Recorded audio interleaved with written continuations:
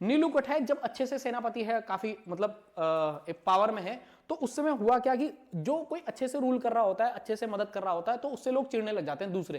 ठीक है, अब ये बक्सी है, ठीक है, बक्सी है, अच्छे से रूल कर रहा है, राजा की काफी मदद कर रहा है, राजा इसे अपने पास रख रहा है, गरुड़ ज्ञानचंद इसे अपने पास रख रहा है। तो एक व्यक्ति है जिसका नाम है जस्सा कमलेखी ख्वास। क्या नाम है?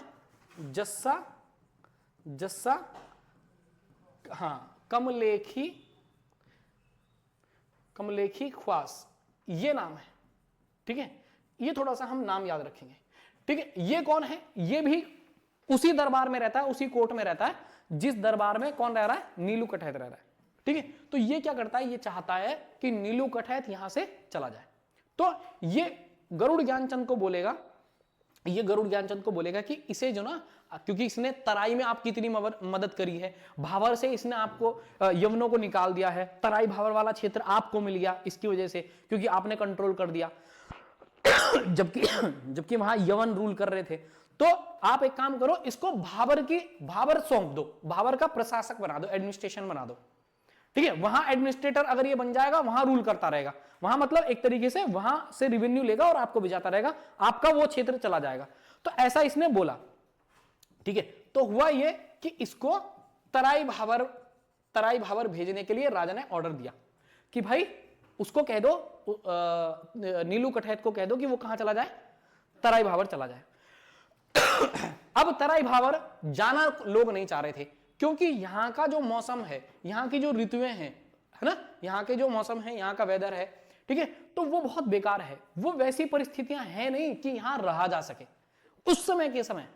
उस समय रहा नहीं जा सकता यहां कि यहां रहा जाए। तो एक बात, दूसरी बात यह है कि वो अपने राजा के प्रति, यानी कि गरुड़ ज्ञानचंद के प्रति इतना वफादार है नीलू कठैत कि वो जाना नहीं चाह रहा, राजा से अलग नहीं होना चाह रहा। लेकिन राजा ने ऑर्डर पास कर दिया तो वो जा रहा है।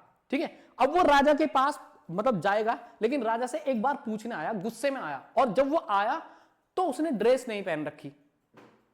ठीक है, नीलू कठैत जब दरबार में आया तो उसने ड्रेस नहीं पहन रखी, और ड्रेस नहीं पहन रखी तो इस चीज का फायदा उठाया किसने? इसने, जस्सा कमलेखी ने। और इसने गरुड़ ज्ञानचंद को बोला, महाराज देखो कैसे आपसे तू बह कर रहा है, ठीक है, कैसे जो उल्टे जवाब दे रहा है, और ड्रेस भी पहनने के नहीं आया। दरबार में आया लेकिन दरबार की पोशाक पहन के नहीं आया। ठीक है, तो राजा ने उससे सही से बात नहीं करी नीलू कठैत से, और उसको भेज दिया कहां? तराई भावर। अब जब ऐसी स्थिति हुई तो क्या हुआ कि भाई इनके जो संबंध है वो धीरे धीरे बिगड़े। नीलू कठैत अपनी वाइफ से बताता है कि मेरी राजा के साथ में बहस हो गई इस तरीके से।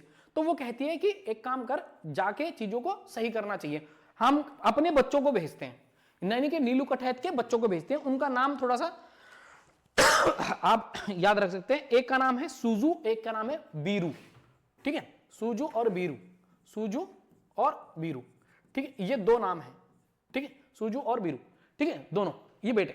तो इनको भेजते हैं, उसकी वाइफ दरबार में भेजती है कि भाई सूजू और बीरू जाएंगे और बात रखेंगे, अपने पिता की बात रखेंगे कि आप क्यों भेज रहे हो इतना दूर, आप इतनी दूर रहेगा, तराई भावर में कैसे रहेगा आप, वो तो आपको बहुत ज्यादा मानता है, ऐसी वाली चीजें। ठीक है, तो ये दोनों जा रहे होते हैं, लेकिन रास्ते में ही क्या करता है ये जस्सा कमलेखी, इन दोनों बच्चों को किडनैप कर लेगा। और दोनों को किडनैप करने के बाद में एक कमरे में, महल मतलब जहां भी वो रूल कर रहा है, रूल क्या, जहां भी वो रहता होगा उस जगह वो क्या करता है, इन दोनों को बंद कर लेता है और राजा को जाके कहता है कि महाराज मेरे को नीलू कठैत ने अपने दोनों बेटों को भेजा है मारने के लिए, कि मुझे मार दें रात को। ठीक है, तो उसने बोला, राजा गुस्से में है, पागल है। राजा कह रहा है पकड़ के लेके आओ दोनों को, और दोनों को बुला के इन दोनों की आंखें निकलवा दी उसने। ठीक है, दोनों की क्या कर दी, आंखें निकलवा दी। ठीक है, और फिर हुआ क्या, ये बात जानकारी पता चली नीलू कठैत को। ठीक है, ये जानकारी पता चली नीलू कठैत को। नीलू कठैत आया चंपावत, और उसने क्या करा, उसने अटैक करा अपनी सेना के साथ, क्योंकि वो भी बहुत पावरफुल है और लोग जो उसके प्रति वफादार हैं, जैसे वो राजा के प्रति है तो उसके प्रति भी वफादार लोग हैं। ऐसे में कौन मारा गया, इसको मार दिया। अब राजा उसके सामने है। ठीक है, किसको मार दिया, वही दुश्मन जो आग लगा रहा था, और राजा उसके सामने। फिर राजा को उसने क्लियर करा कि भाई ये देखो ये चीजें मिसअंडरस्टैंड हुई थी। ठीक है, हम दोनों के बीच में कुछ गलत फहमियां आ गई। तो राजा उस चीज को स्वीकार करता है, राजा बोलता है हाँ मेरे से गलती हो गई, मेरा इसके बहकावे में आ गया। ठीक है, लेकिन राजा के मन में कहीं ना कहीं क्या रहती है कि ये पावरफुल हो गया, ठीक है, इसने मेरे ही इसको मार दिया, ऐसा कुछ है। और धीरे धीरे क्या करता है वो, नीलू कठैत को अपने पास तो रख लेता है, लेकिन धीरे धीरे उसको काटता रहता है, एक तरीके से काटने का मतलब हटाने की कोशिश करता है, और एक दिन वो जहर दे देता है। ठीक है, अब नीलू कठैत को कोई ना कोई बता देता है, मतलब कोई उसका भी वफादार है, वो बता देते हैं कि राजा ने आपको क्या दिया है, जहर दिया है। तो ये जहर वो खा लेता है, ये कह के कि मैं अपने राजा के प्रति वफादार हूं, ठीक है, मैं इस राज्य के प्रति वफादार हूं, तो अगर मेरा राजा मुझे जहर देना चाह रहा है तो इसका मतलब मेरे लिए कुछ भलाई होगी। ठीक है, मैं अपने राज्य के प्रति वफादार हूं, मैं स्वीकार करता हूं उसके द्वारा दिए गए। तो राजा जो नीलू कठैत है वो ऐसे उसकी डेथ हो जाती है। ठीक है, तो ये थोड़ी सी हमारे यहां मार्मिक कहानी है। ठीक है, इसको थोड़ा सा हम याद रखेंगे।